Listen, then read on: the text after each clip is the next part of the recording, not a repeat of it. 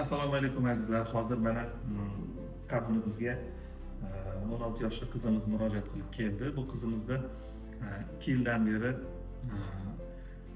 epilepsiyaga qarshi preparatlarni qabul qilib keladi. Boshida epilepsiyaga qarshi preparatlar yaxshi samara berayotgan edi. Hozirda ushbu dorilardan effekt ozgina kamaygandek bo'ldi.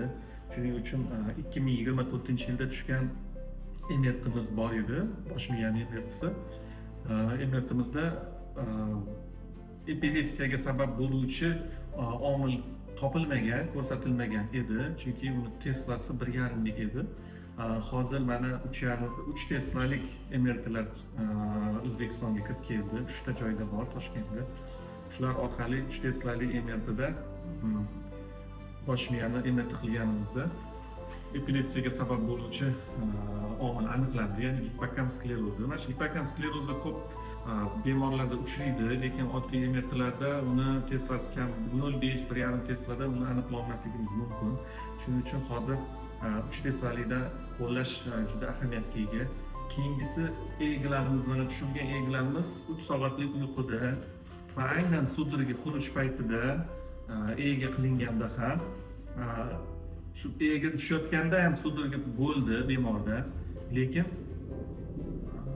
o'choq chuqurda joylashganligi uchun egimiz xulosasida o'choq aniqlanmadi, hech qanaqa epileptik aktivlik aniqlanmagan.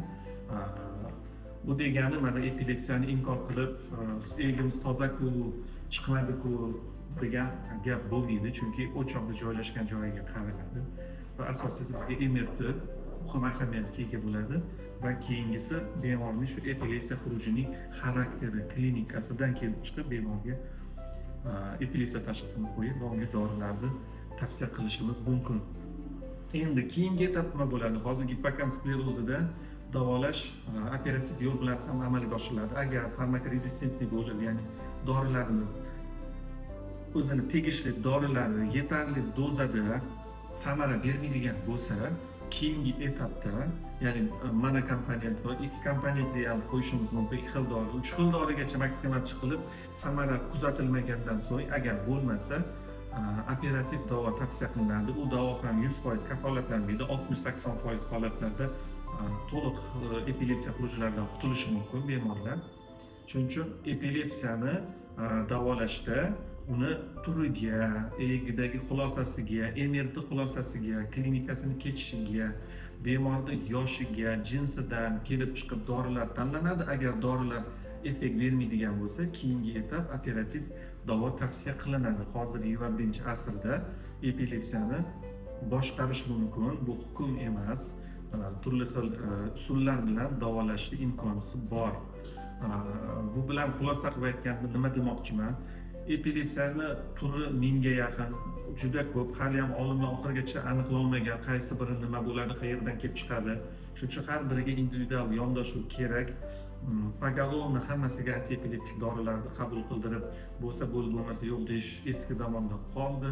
Shuning uchun agarda epilepsiya xurujlarida bo'layotgan bo'lsa, unda albatta shifokorga murojaat qilib, uni chuqur tekshirib, sababini aniqlashtirib, keyin davolash taktikasini qo'llagan ma'qul.